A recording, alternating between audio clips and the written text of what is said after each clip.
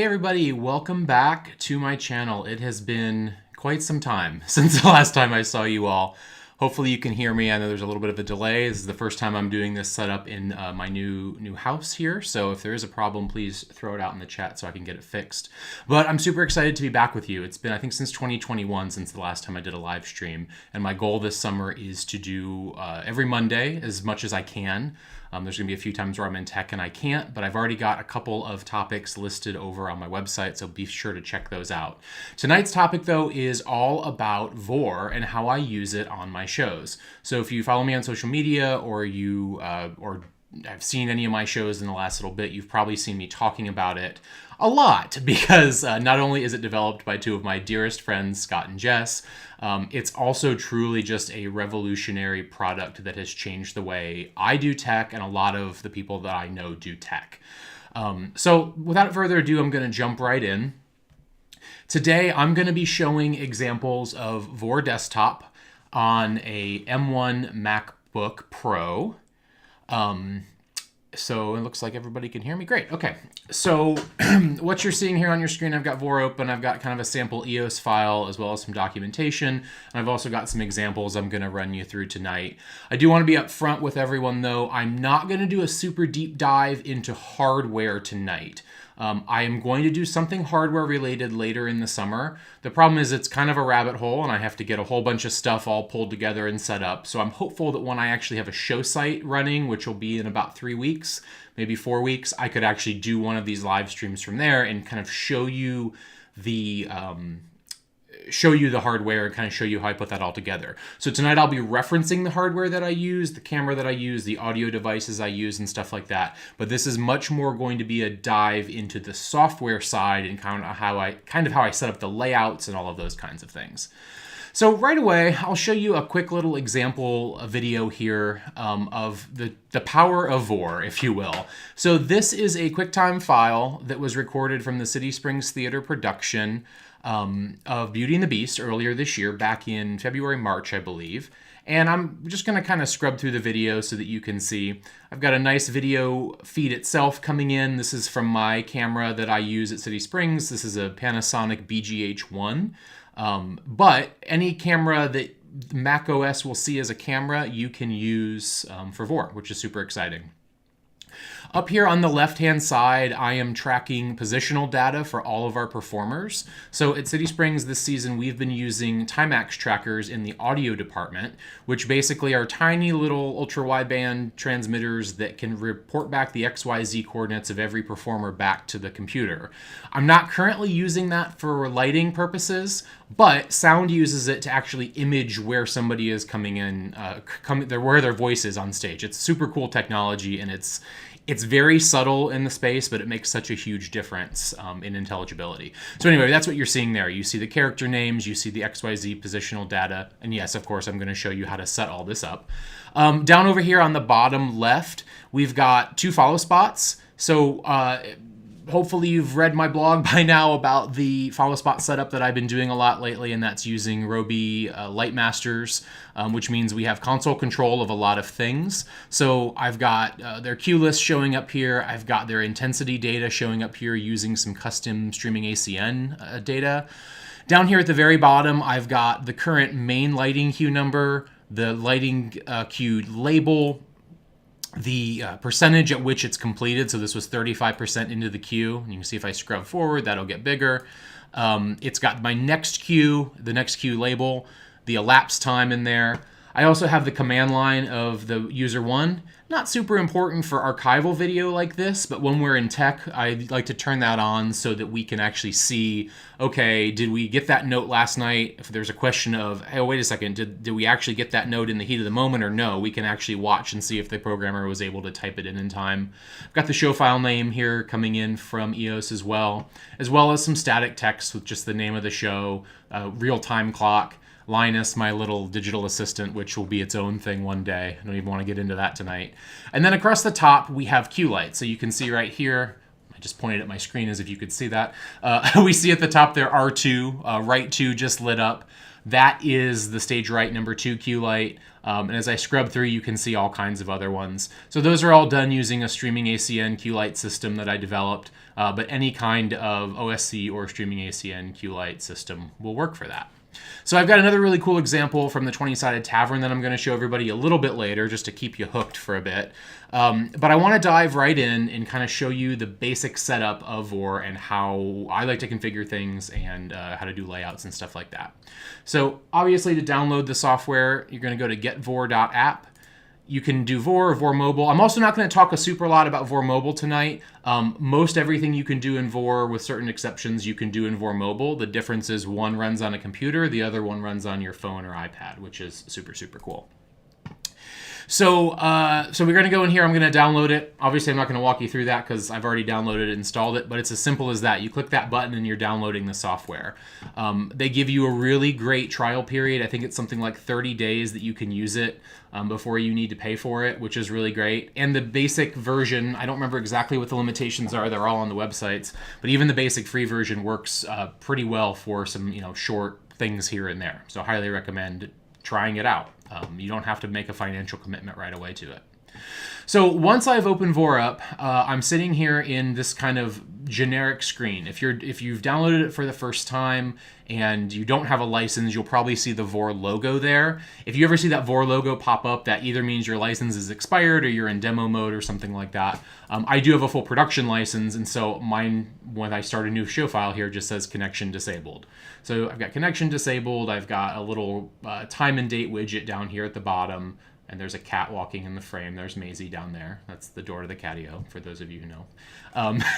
And from here, I can set up my show the way that I want it. So I'm gonna move EOS for a second, move this out of the way, and we're just gonna kind of walk through some of the settings here. So I'm gonna go to Vore settings and kind of work my way down the list. So the first thing I'm gonna do is look at the general tab here. Most of these things are pretty self-explanatory. Not off to a great start. It just froze on me. There we go. It has to do with the fact that I'm running my camera both through Vore and OBS, so that's the reason I'm having some issues tonight. I promise it's not Vore. It's a system issue. So anyway, back to general. Here under show, I'm going to set up a show name. This show name can be used in different parts of the software, so I can use this almost like a variable to overlay on my video itself. I can also use the show name as a file name for when I export the videos. I got some questions in the chat about that, about how I organize the videos and make them available for other people. Going to go over all that. I'm going to call this today just Vore Stream Test. And then you also have the ability to add numbers to again, kind of like as a variable thing, where you can add the number to a screen, you can add the number to the file name. This is useful for archival, right? So if you were creating an archival or creating an archive of your show where it's going to record every single performance every single night, you could actually have Vore automatically increment up each time and add that show number to the file name. I'll be honest, I don't super use that. I like to have the time and date in my file name because I often typically do like separate files for Act 1 and Act 2 when I'm doing archival. I don't do a lot of like let it run through intermission because that's just 15 minutes of wasted video. But it's a super useful tool if you want to use it. You can also choose how many digits you have or how long that number is. So if you know you're going to do over 100 shows, you could set it to 3. Just helps with, spacing and making sure that your layouts look the way you want them to. Streaming ACN status, we're going to come back to that when I get to the EOS stuff. One really cool thing about Vore is that you're able to actually output its recording status back via streaming ACN. So you can create magic sheet objects in EOS or whatever your lighting software is. Obviously, I'm going to talk a lot about EOS tonight because I'm primarily a theater person, but you could do this with anything that supports OSC, streaming ACN input. But it can report back its recording status. It can show you like a blinking red record light or a flashing light every time you take a picture, all on your console. So it's a nice little like feedback to show you, oh, it's actually working. Oh, it's recording. Especially like, and me as a designer, if I'm sitting at the tech table and I'm not controlling Vore, the console is, I can look at my magic sheet and make sure that this is being recorded, even if I'm not the one controlling it, or basically a way to make sure it hasn't been forgotten. Devices, I'm not going to get super into this tonight. You're able to set up, if you have multiple Vore systems on a network, you can set up different names and stuff like that for them. More information about that on the website. Not super getting into that. Updates, pretty self-explanatory. You can check for updates manually. You can also choose if you want to be on beta versions, which obviously if you do that, you just have to be careful because you never know what's going to happen on a show. But it's been pretty stable for most everything I've been doing so far. And then, of course, your license information. So this is where you put all your license stuff in once you've purchased it. It'll also show you how long is remaining on your demo, all that kind of stuff. Okay, so the most important thing to start out with once you get your show file name set up is the concept of what are called connections within Vore. So you can think of connections as basically all of the different data sources that you want to pull information from. By default, when you first start up a blank show file like I did, you see it's got an EOS connection here. If I click on that, I've got all kinds of information ready to fill out. Before I start working on that, though, I'll show you some of the other things that are possible. So if I click on this little plus arrow here, you can see all of the different native integrations that Vore has written, as well as some custom ones, like custom OSC or QLights, or timecode input, MIDI input, stuff like that. So, you know, a lot of automation protocols, Disguise, which when I show you the 20-sided demo file, we got a lot of Disguise stuff going in there.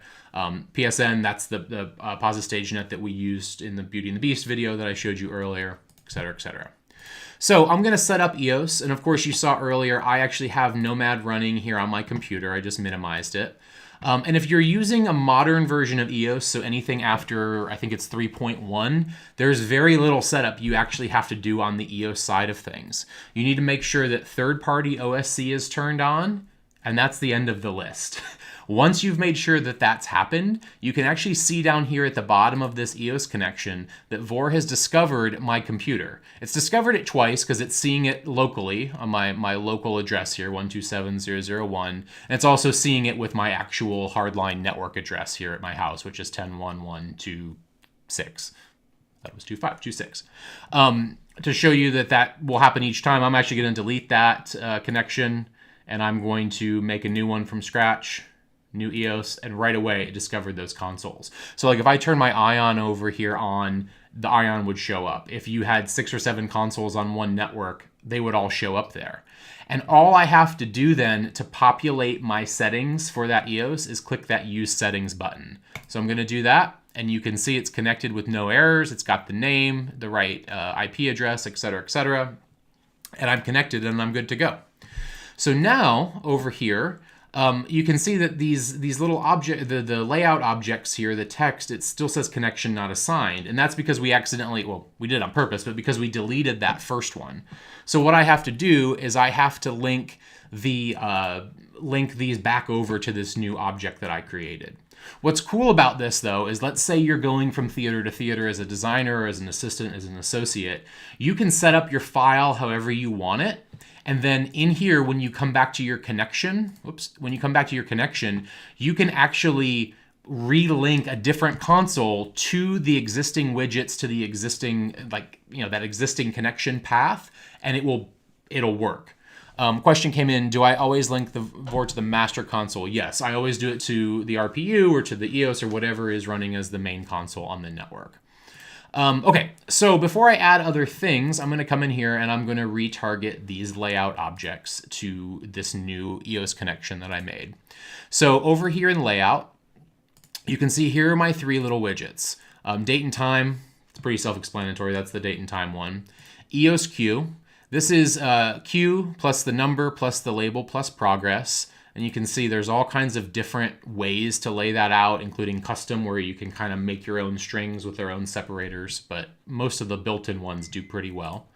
And then up here under general, this is where I'm actually going to relink it over to that connection that I have. So when I link it to my Nomad, you'll see right away that that is populated with Q5 blackout, 0 seconds at 100%. And if I open EOS back up again, you can see that's exactly what it is. And if I hit go in EOS, you can see all my labels are showing up. You can see the timing information, the percentage of the queue done, et cetera, et cetera. Charlie had a question. I was hoping nobody would notice this, why it's green and yellow. It should be green. For some reason tonight it's showing as green and yellow, and I didn't have a chance to check with Scott to see what the problem was. Typically, if you see yellow, it means there's some kind of an issue. And usually that is an issue here with what version of OSC you're using. I'm definitely using 1.1, and I've tried switching it back to 1.0, and it was still the same issue. And I'm showing no errors there, and it's working fine. So kind of just ignoring it for tonight, but this is the first time I've actually seen that happen, but it's also the first time I've ran it on the same machine, so that could honestly have something to do with it. Anyway, so as I'm popping through this list, you can see that all my cues, the labels, the timing, all of that information is populating inside of that widget in real time.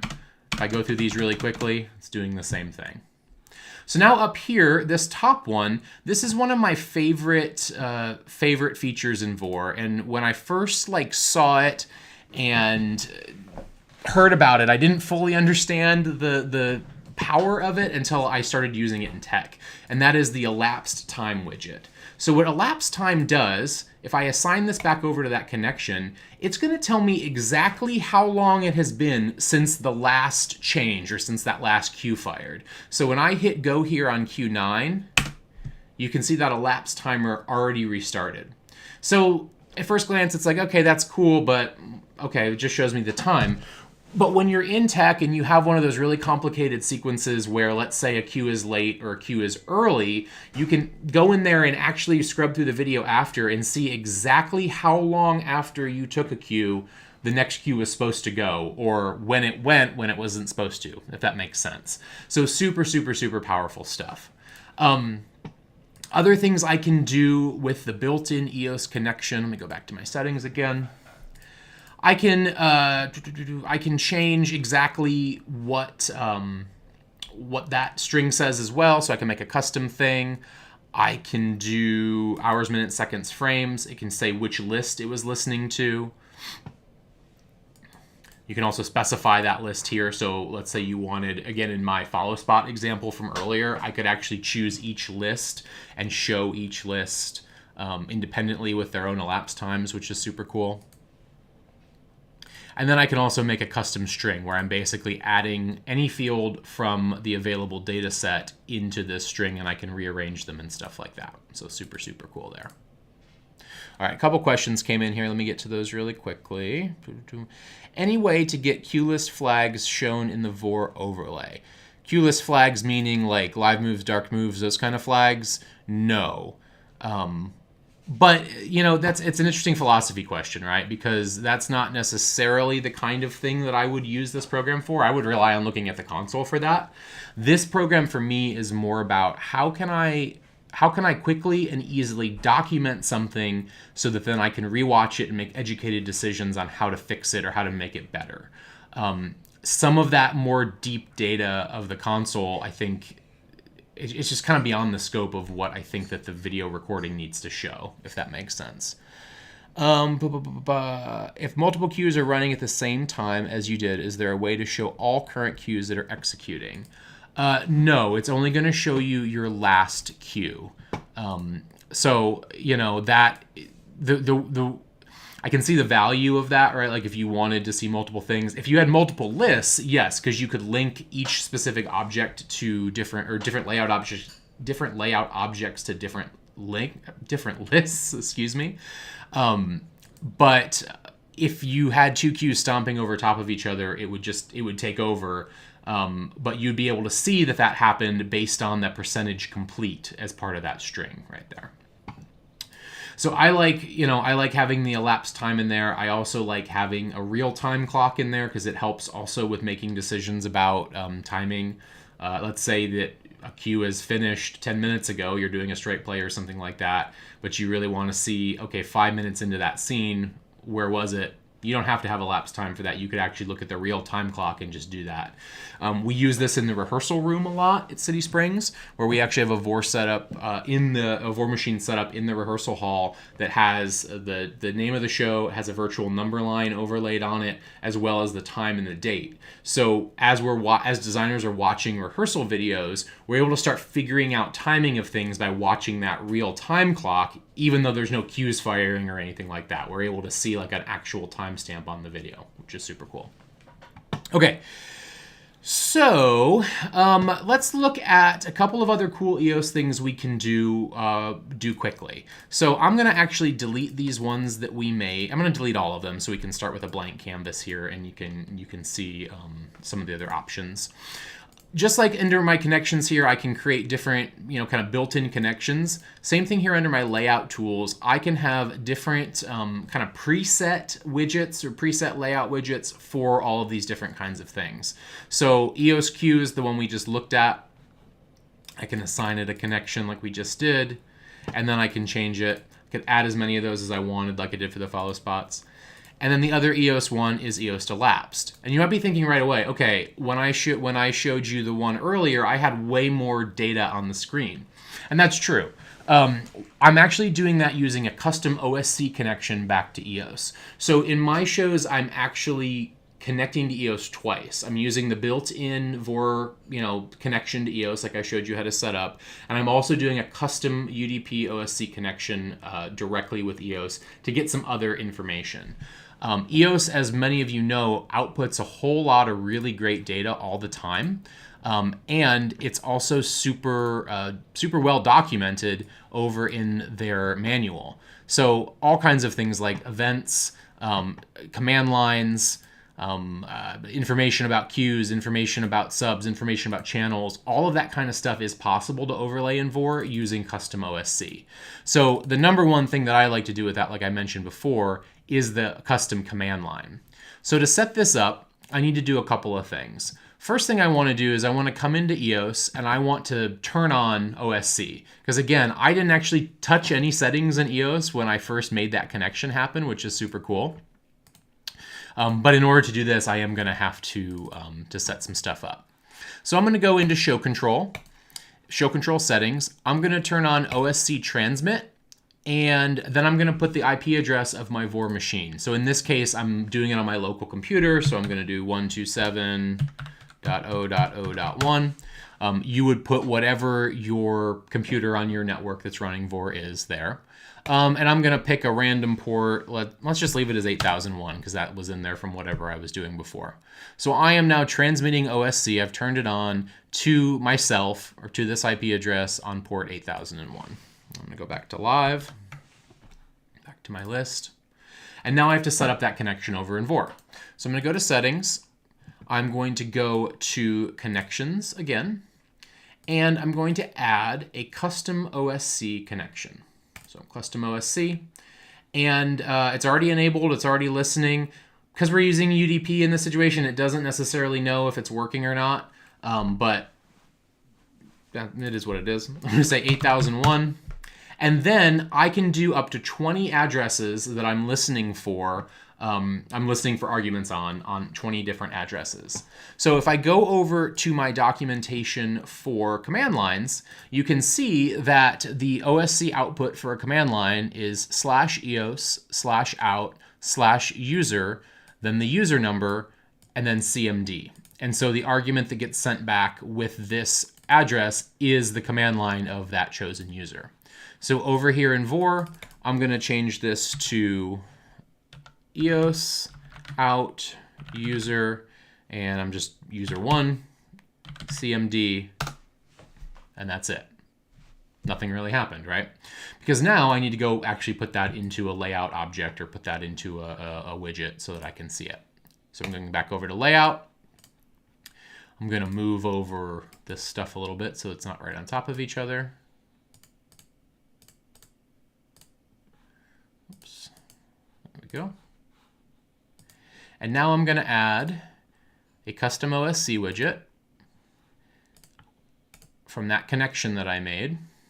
And once again, I'm going to kind of just move it down so we can see it a little better. Just like that. And now I can customize what that string says. So by default, it says example text. And then these little placeholders here are how you identify what part or what argument and what address you are listening to for that particular widget. So there's a little primer or a little how-to on this right below it. It tells me, enter text for this widget using %1 2:3 to indicate the value of the connection address. So this is in the example address 1 argument 3. So if I come back over here to connections and I look at custom OSC, this is address 1. And again, the only argument being sent there is the command line. So it's 1, 1 is what I'm looking for.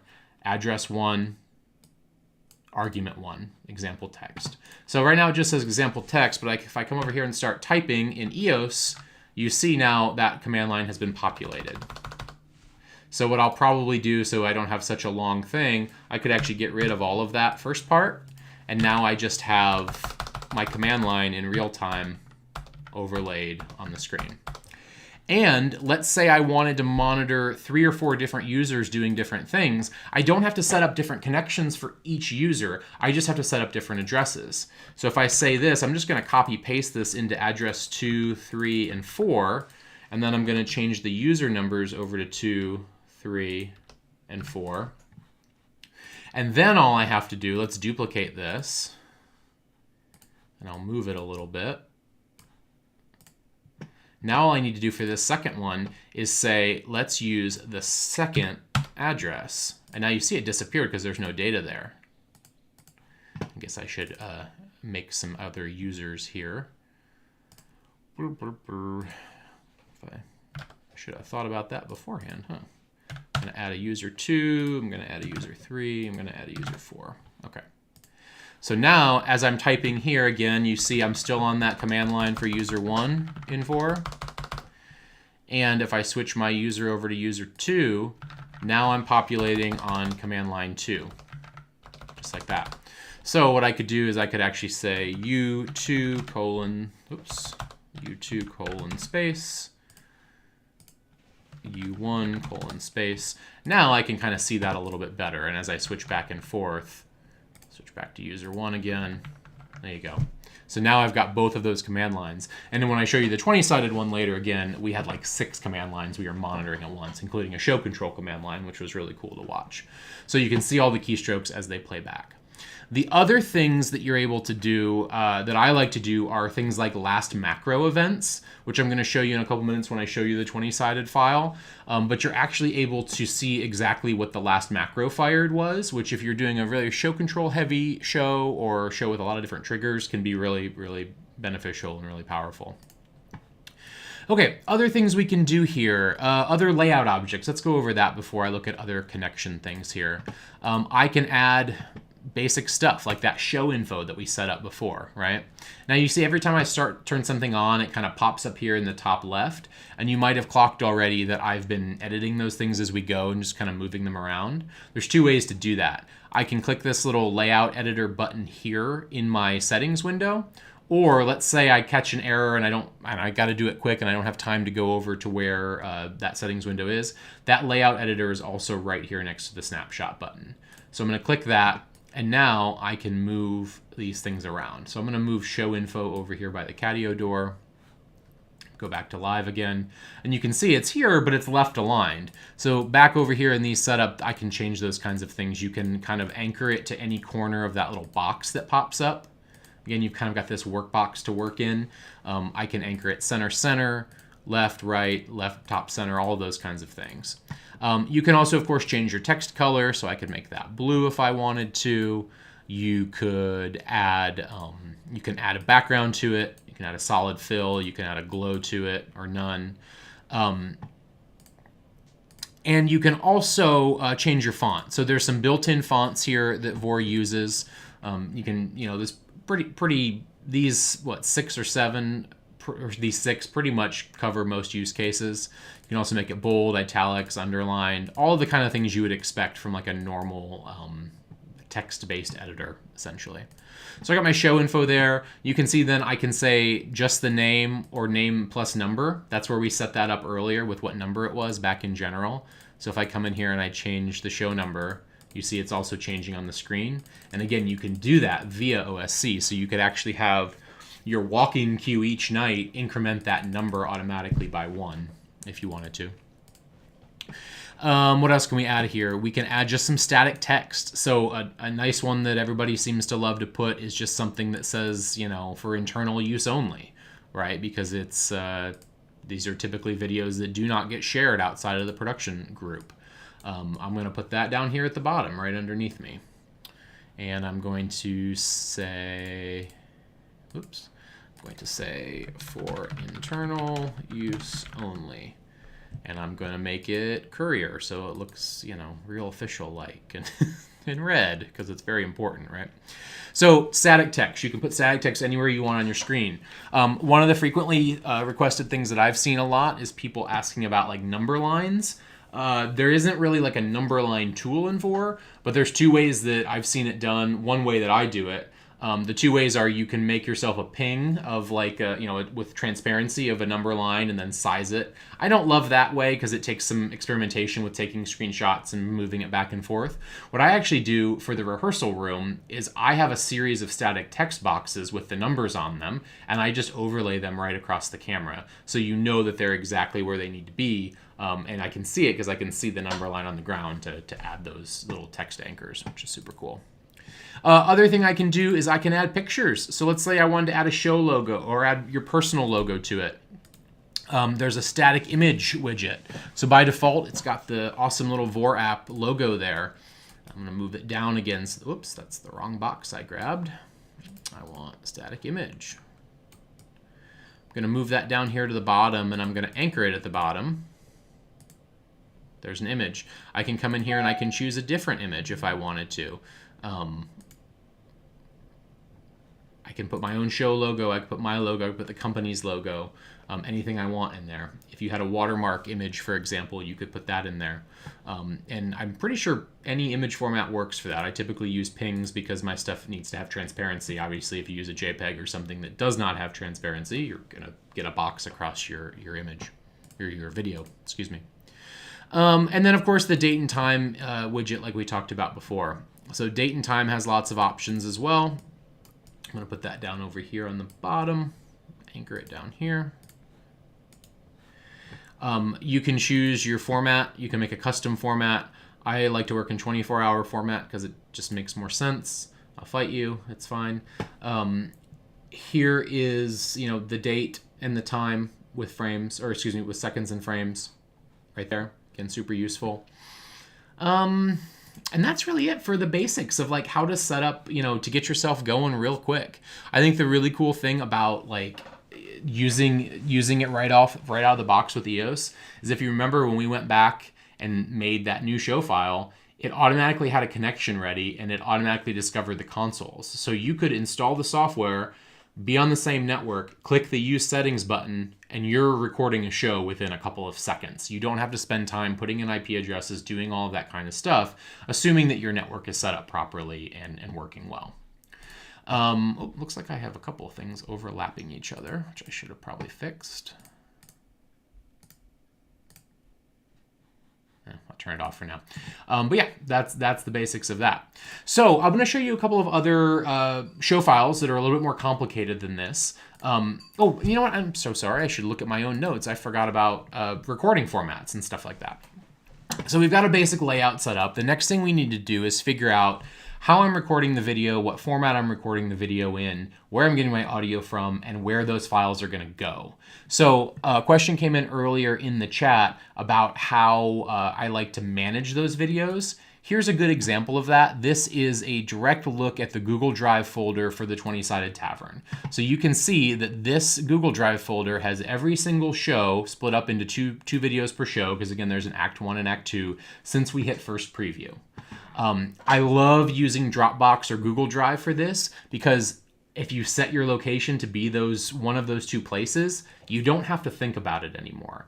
The video gets automatically uploaded as it's recording, and then once it's finalized, it's there, and whoever has access to that folder has access to that video.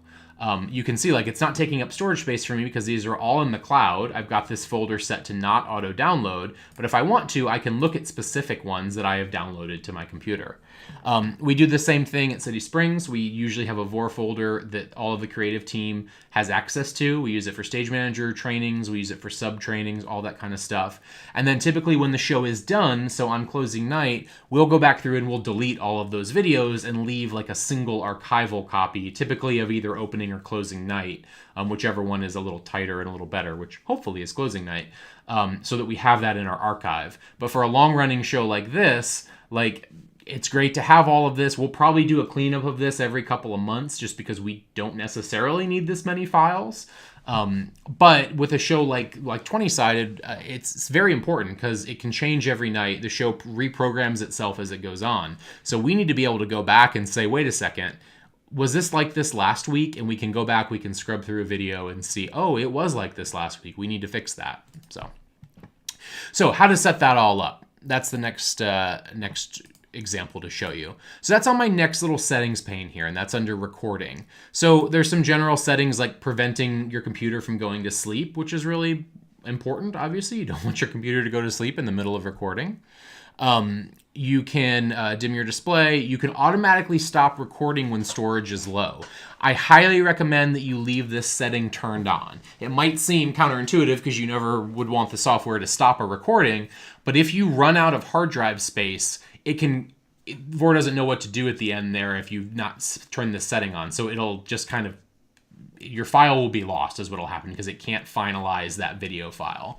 I don't know the technical terms behind that, but I know that it does not work. So leaving this setting on is great because at least if your computer is reporting back that there's no space left, it will stop the recording wherever it can versus you losing potentially half your show or 3/4 of your show. So some is better than nothing, I guess is the best way to say that. Here under capture, I can choose my devices. So I've got, right now I'm using this HD Pro webcam.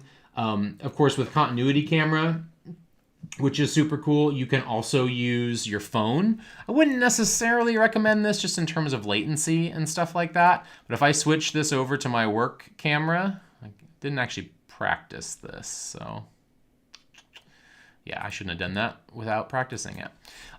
If I switch it over to one of those, in theory, it would then feed that, the camera from that phone through. If you're going to do that, just use the mobile version of Vore, let's be honest. So I'm using this webcam. Any camera devices that are currently present on your computer will show up there. So I can come over here to my FaceTime camera and say hello, everyone. I can come back over here to my webcam, and there I am. Audio, this is where you set up your audio device. Oh no, OBS is mad at me. Please stand by.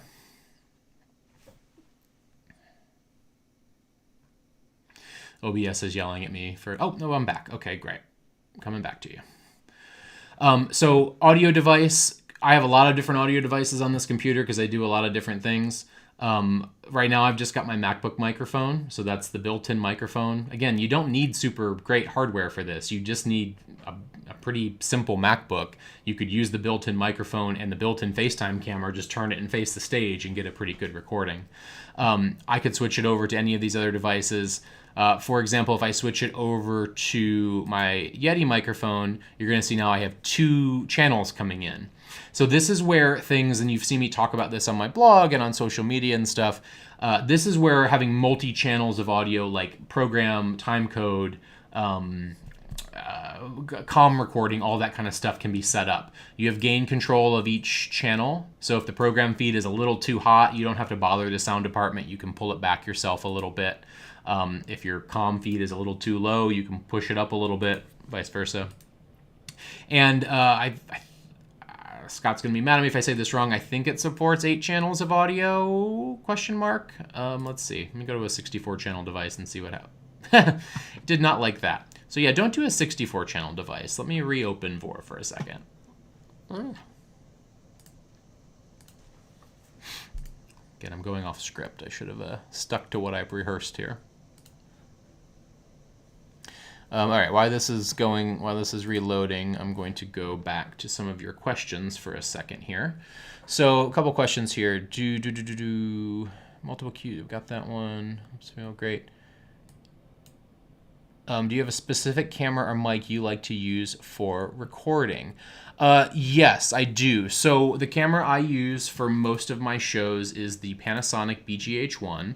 It is a bit of a pricey camera, but the image quality that you can get from it is truly, truly, truly spectacular. You can use any camera that your Mac will see as a camera source, you can use. So I like the BGH1. Other people like to use the Blackmagic Ultra Studio. You can have a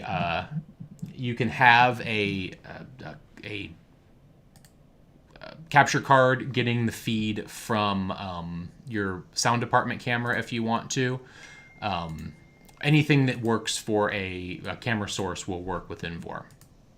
So Scott is calling me, so this could be fun. Hello, Scott. You're live on YouTube. Oh, how exciting. What's up? I figure, I'd give you some information about how to resolve your Vore issue. Amazing. Yes, I remember now that I can't choose a 64 channel audio device. So how do I fix that? Hold on, give me 1 second, and I will be with you shortly as I remember how to do this. It's funny because we've been through this before, and I have made this mistake before. If I open a different settings file, will it fix it?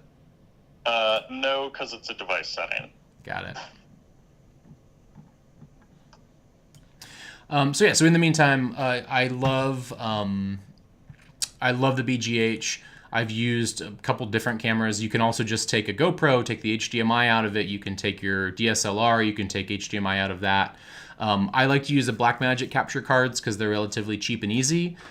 They do have problems, as everyone knows, from time to time, but they're pretty easy to get your hands on. Camlink has also been pretty good for me, and I have also had good luck with like a $12 generic capture card off of Amazon sometimes. So kind of whatever fits your budget can work.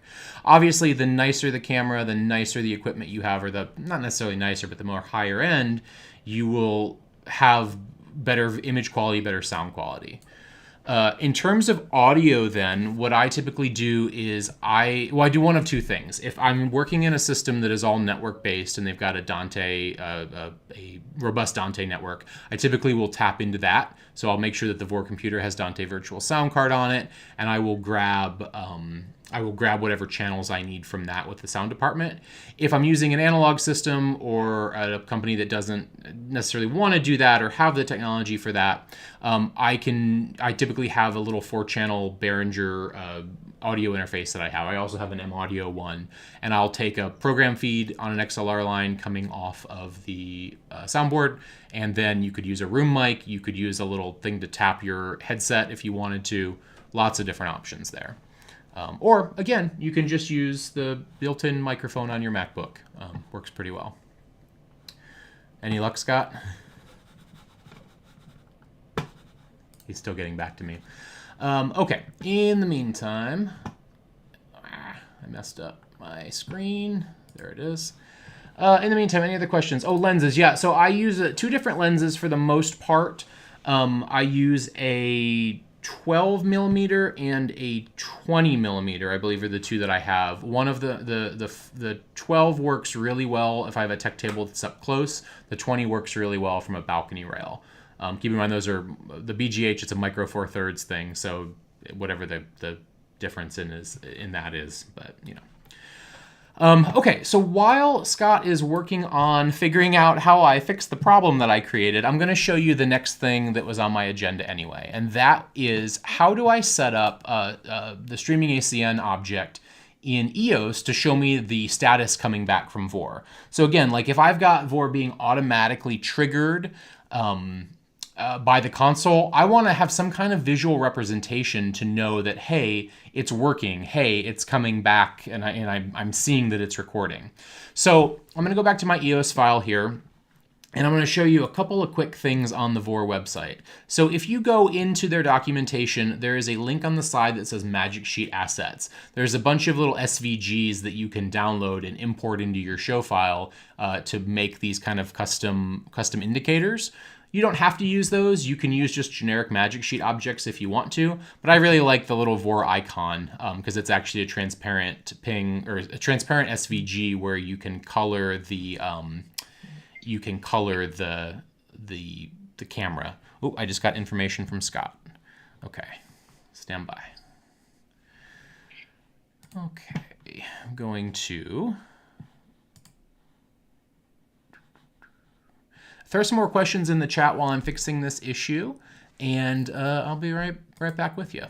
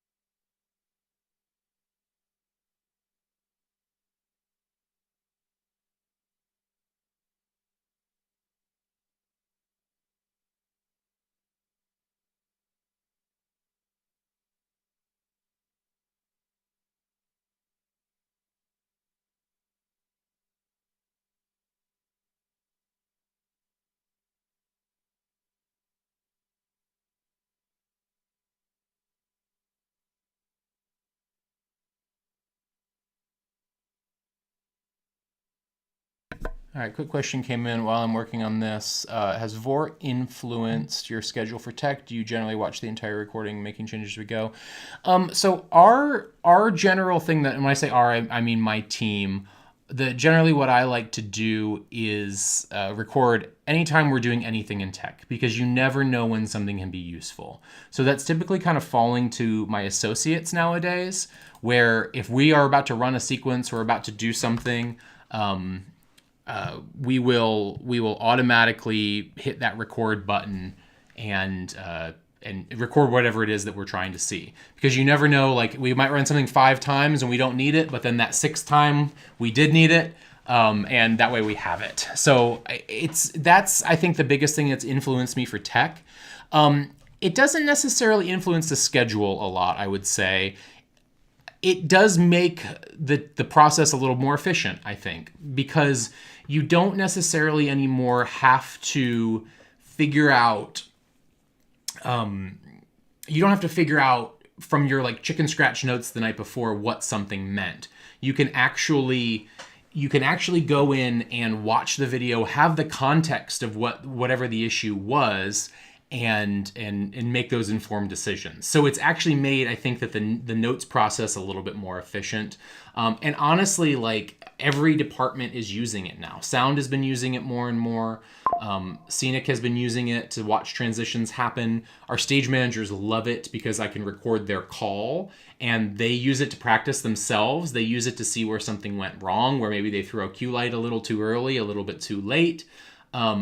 And again, we're using it for training. So it's creating a safer show to a certain extent. If I have a stage manager who's coming in to learn the show call, it allows them to like practice along at home from the video recording, hearing the show call, seeing the cue lights go, and not have to kind of be thrown into doing that live for the first time, even with practice and training. Now, I'm not saying that we like send somebody a video and then say, hey, go call a show. They're still doing their shadowing. They're still doing that kind of stuff. But having this archival record, having this training record is super, super useful for them.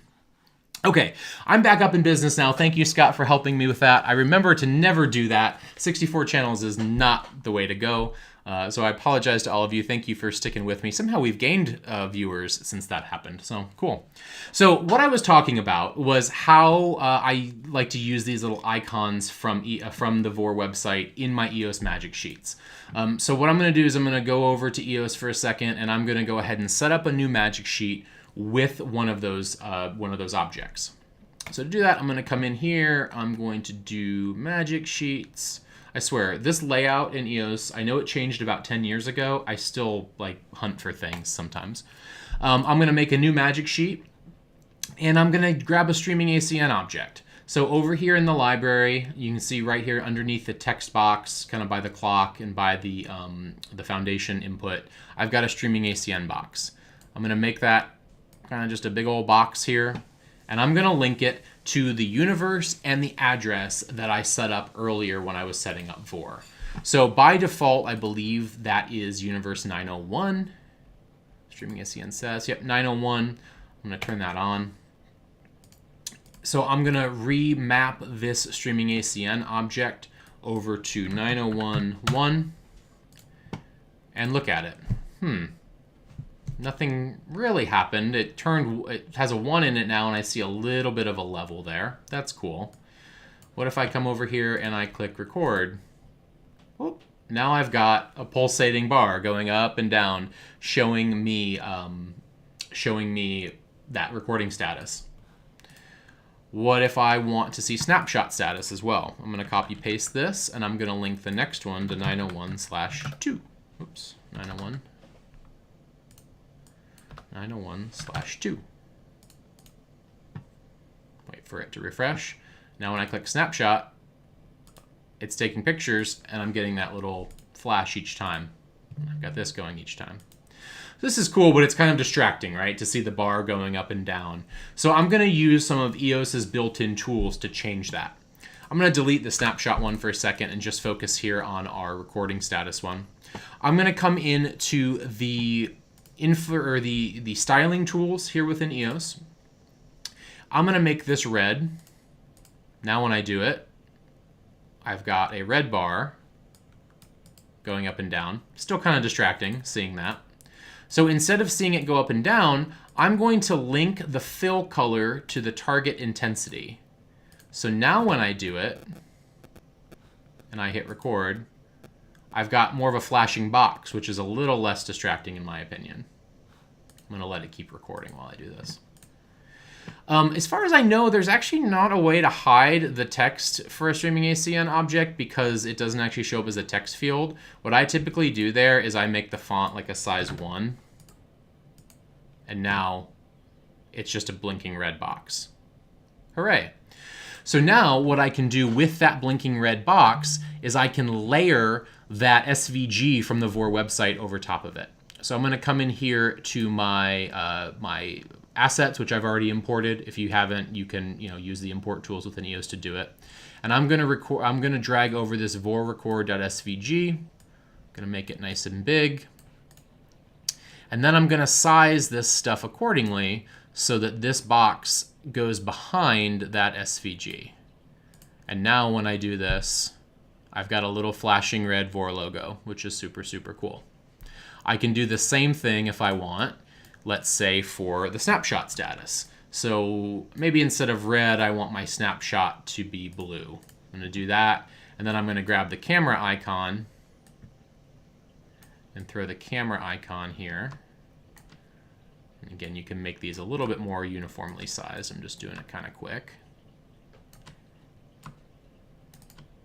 Pretend that looks better. And now I've got my recording status going. And as and I forgot to relink the snapshot object. Let me do that. This should be 901/2. Now I'm recording, take a snapshot, and you can see the camera light up for a second. So what's actually happening in the background there? What Vore is doing is it's sending out information via streaming ACN on certain addresses, the first 2 addresses of whatever universe you specify in that setup. So by default, it's universe 901 because typically that universe is not used by much, and at least in my experience, it's not. But you can customize that to be whatever you want. But it will be the first 2 addresses of that universe. So throw it up somewhere out of the way in a universe that wouldn't ever touch a show or a rig in your system. If I open up the streaming ACN viewer here within EOS and I navigate over to Universe 901, you get a really good representation of what's happening. Channel 1 here is pulsating up and down, up and down. Channel 2 is currently at 0. Watch when I click snapshot, see 2 just pop to 255 or full for a second. And when I hit stop on Vore, the channel 1 goes back down. What you might notice is that it doesn't go back down to 0, it goes back down to 1. And that's super, super useful because it gives you just that little bit of color highlight to let you know that Vore is communicating, but it's not actually recording. If I come in here and I quit Vore, you can see now that red has gone away because I no longer have something outputting on that particular address. So super powerful tool and really great that it doesn't go all the way down to 0. I've reopened Vore, and you can see right away it's already started outputting streaming ACN again because I've got this this red highlight back in.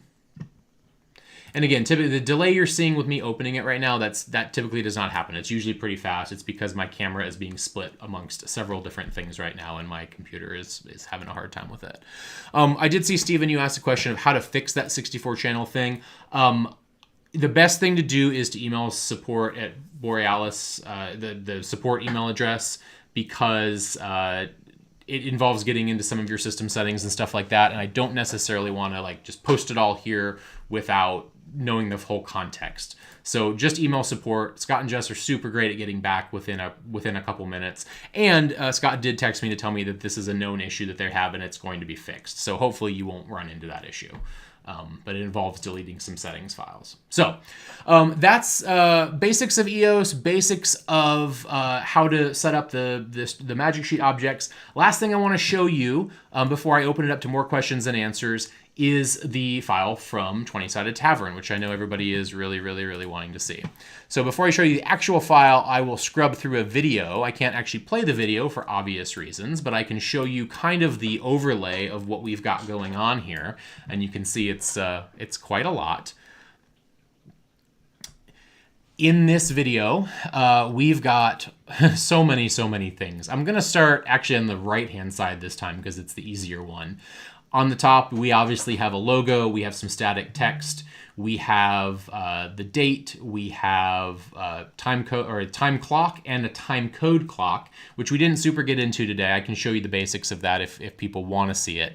But you set it up the same way as any other source. You add the etc response device. You have to do a little bit of configuration on the device itself. Again, all super well documented in the Vore documentation, and you get time code right there overlaid into your screen. Combat effects over here. These are actually custom OS or custom QLite connections. So we are monitoring streaming ACN addresses for each one of these different combat effects that can happen. And we have basically put each one of those things is its own queue list, and there's a dummy channel that's patched to a dummy streaming ACN address for each one of those effects. So whenever that queue list is active, that is lighting up. Super cool. We have a show file name at the very bottom here. You can kind of see it's a little bit grayed out, but we have two main queue lists, or excuse me, command lines we're watching here, as well as three others that are a little bit darker. A whole bunch of stuff from Disguise, some information from Vertex, our show control software. We're actually taking information, we're taking multiple arguments and putting them together as one string here. And then a whole bunch of EOS connections, custom OSC connections to Stream Decks, all kinds of stuff. So I'll scrub through just a couple of things here. I don't want to ruin the show for you, but you can see that stuff is changing kind of throughout. And if I pop back, you can see all of those things going. So one of the cool things we're doing here, and I'll show you this when we get to the show file, is where we have the three characters that are playing. As the show goes on, that information starts getting populated, and we're actually tracking their names and their hit points all over OSC, which is super, super cool. So let's look at the actual Vore show file. So the Vore show file you can save just like you would save any other document. I'm going to save the settings that I made from today's demo. And I'm just going to put them on my desktop. I'm going to call these Vore demo. And I'll put this demo file that I just made. I'll throw this up on the website for you so you can import it and see kind of what we did. And now I'm going to open some settings. DST, here we go. It's going to take a second. Just going to think about its life. My camera freaked out again. What a great day we're having, right?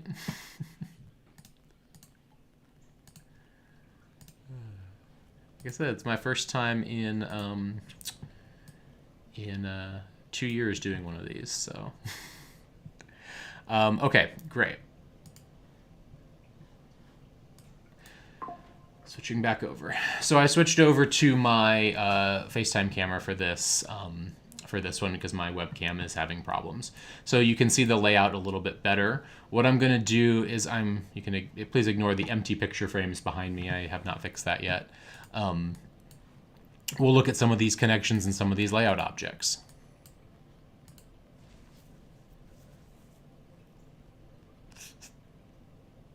And it froze again. Oh, and now my cameras go, oh, what a night. What a night we're having here. I love this. I love this so much. Okay.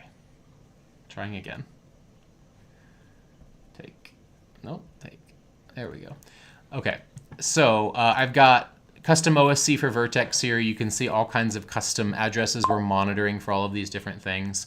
The character names and hit points we're actually monitoring here. So if you look at character name for the red character, our warrior, that's on address 10. And then we're watching current and maximum hit points here on addresses 2 and 3. So to go over to the layout and look at that, we can find, here's our warrior hit points. I'm actually putting all of those things together on one string here. So it says warrior %10, argument 1, hit points %2, argument 1, %3, argument 1. So I'm able to combine different addresses and different arguments into one string to overlay on Vore, which is really, really cool. I, of course, have a bunch of cue lists here. So we have a couple main cue lists that run throughout the show. Here are those, as well as the actual lighting cue lists, like the main cue stack and the elections and the games and stuff like that we play. And then we have a custom OSC connection to a Stream Deck as well. So this is basically just Companion running on a Stream Deck. A lot of the show is controlled with Stream Decks.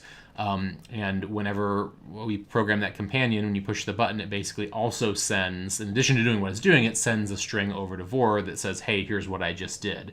So there's 3 Stream Decks. There's the Dungeon Master, the Tavern Keeper, and the Stage Manager, and it's listening on those 3 addresses for that. So I'm able to overlay that information on there.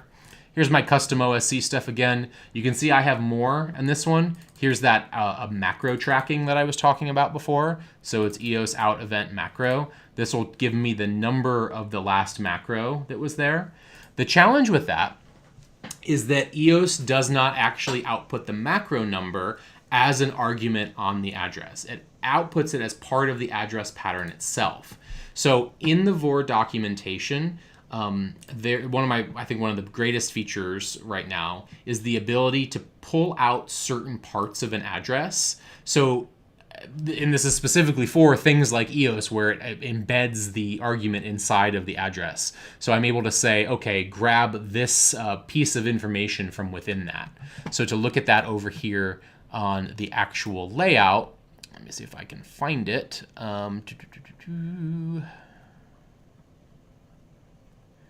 EOS macro fires. I'm saying it's the first position, so at 1, it's the first part of the address of address 5. So super, super cool way to kind of filter that information out of the address pattern. Okay, a couple more things to show, I think, that I didn't get to. We started talking a little bit about recording. We talked about devices, things like that. That's when I got off the rails, when I was talking about the devices. It all fell apart on me. I can also choose a format here. So 4K is not supported right now. I don't know if it ever will be, but by default, you're at 1080 or 720. So I usually just record in 1080 and it's perfectly fine. You can choose your codec. You can choose what quality. So obviously, the higher the quality, the better the quality, but the larger the file. So I wouldn't recommend necessarily doing all of your tech clips on ultra high, because you're going to take up a whole lot of space on your computer. I usually use high or medium, and it's perfectly fine. And then I'll do a ultra high for like an archive or something like that. You can also choose your audio codec here. Depending on what audio device you're using, depending on lots of different things, you can make these decisions. I highly recommend you take a look at the manual for this. If you're just doing something basic like recording with a microphone, you don't have to worry about it. Like, just leave the settings as they are. And then most importantly here, this is the output part. So this is where we set up where the files output to. By default right now, it goes to your desktop. That's easy, that's great. If you wanted it to go to a Dropbox folder or a Google Drive folder, this is where you'd add that. I'm just gonna say, let's say this one's gonna be for Jersey Boys.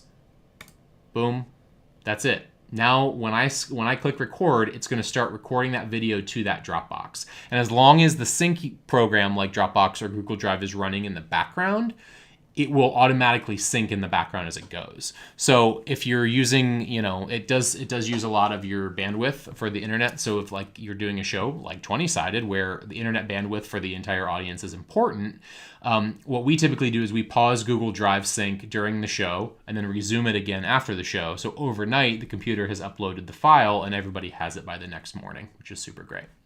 And then it also gives you a kind of a quick estimate of how much hard drive space you have remaining on your system. And that's kind of the basics. Let me know if there's anything else you want to see. Again, I know I didn't get super in depth about any kind of hardware tonight. That was on purpose, just because it's kind of hard to show hardware without having a whole system set up. My goal, though, is that when I'm on a show site in a little while, I will be able to do a little bit of a walkthrough for you and show you some of how I set up my hardware and how the distribution goes and all that kind of stuff. So a couple of other questions have come in here. Have I ever worked with a multi-camera setup? Yes, I have. There's been times in tech where, especially with automation or with let's say just, very specific scenic moves, things like that. What I've done is I have ingested a multi-feed into Vore. Vore does not necessarily have a way to like take multiple cameras and make a multi-view itself. So what I'll do is I'll use like a quad view or something like that. Or, you could use OBS to do it. I don't know about latency in that situation. But you can use another piece of hardware to take all your camera sources in and then use that to input into Vore or to ingest into Vore. So yeah, super useful for that. And it's also kind of cool. I've done a couple of like marketing things for marketing departments before where I've captured a multi-view during tech or something like that, where you see the conductor, you see all that kind of stuff, but you can also overlay the cues. Some pretty cool things there. How did I headset input? I will talk a little bit about how I do headset input on the hardware one. The way I prefer to do it is over Dante because it's so much easier. I basically can add Dante channels to comm channels and then they just show up. The other way to do it is with a little physical piece of hardware where essentially what I'm doing is I'm tapping the positive and negative coming off of a speaker or the speaker connection of a headset. So I've made a little cable that essentially has a 4-pin on one end and a 3-pin on the other. The 4-pin plugs into your belt pack, so you still need to have a belt pack, which makes it kind of system agnostic, which I really like. Plugs it into your belt pack, and then the 3-pin goes into an audio capture card, and it's basically like listening like you would on a headset, which is super great. And I guess I could make a schematic for those and throw them up on my website, but it's pretty easy. You just wire the 2 pins to the 2 pins, and you've got a device for it. That is not something that you like throw in line with a comm system. I want to be very clear about that. This is something that you plug in kind of as a headset, and I did that on purpose because I wanted to be able to go from FreeSpeak to HelixNet to an old Encore to a Telex to anything and be able to plug into it and get my audio back, which is super powerful. Steven, I think Steven has asked me this question several times, at least a couple people have, about why we have a separate show control puck in 20-Sided Tavern. Unfortunately, that's beyond the scope of tonight's thing. Rest assured, there will be some stuff about 20-Sided coming your way at some point soon. There's a lot of cool things we're working on right now about how to like talk about the technology and stuff. So I will explain a lot of that at a later date, but unfortunately it has nothing to do with Vore, so I cannot talk about it tonight. Great, so we're a little bit over time. Again, thank you all for sticking with me through that little hiccup I had there. Again, this is the first time I've done this in about 2 years, so these are going to get a little bit smoother. Please keep the questions coming in. I'll hang out for another few minutes and answer them. And this video will stay at this link, so I unfortunately won't be able to edit out the mistakes, but that's part of the charm.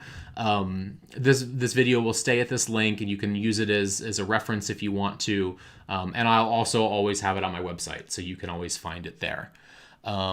Next 2 sessions before anybody leaves. Next week, I'm going to be doing a dance recital kind of quick start. I have this one big dance recital thing that I have done every year for the last 15 years, and I've kind of developed a system for it now where I've got a QLab file, an EOS file, and a spreadsheet, and I'm able to basically generate an entire 60-piece dance recital in a couple of hours. So I'm going to kind of show you some of my tricks for that. how I automate the whole thing in QLab, et cetera, et cetera.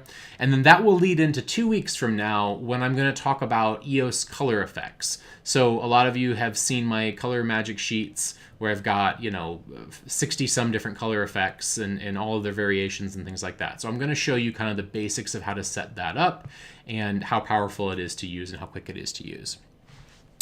Okay, a couple of last questions here before I sign off. iPad really liked it. Yeah, Thomas, that's exactly right. Like Thomas is saying that they used it on their iPad for the first time.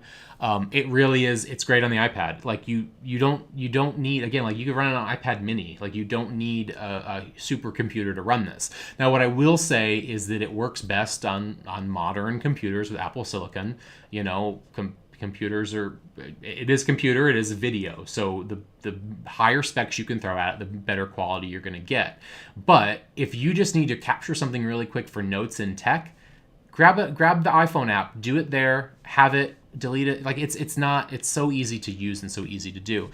And then the other thing I want to point out for any students that might be watching is this is a really, really, really, really, really, really cool tool to be able to showcase your work and kind of put in your portfolio as you're first starting out, because it can show information about like how your brain works, how you cue things, all of that kind of stuff.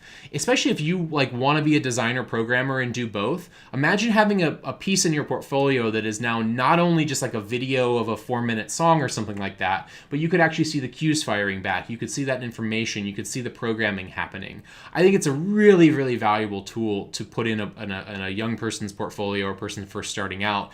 And I think it's super important to use in the classroom, because you could take archival video or let's say a tech video, a video from a night of tech, and study that for a week in a class and talk about what was said on headset, what was wrong with this, how do we adjust this, what would we do differently. It's such a powerful tool to help in that educational world. So if you're a professor, you're a student watching, highly recommend that you get into this. And again, I think Scott will correct me if I'm wrong, but I think that like overall Vore Tony nominations last night, like 112 or something like that is the number he gave me of shows, individual awards for shows that were using Vore during tech. So like it's used at every single level of the professional world, the educational world. Highly, highly, highly recommend. Okay, any other questions here?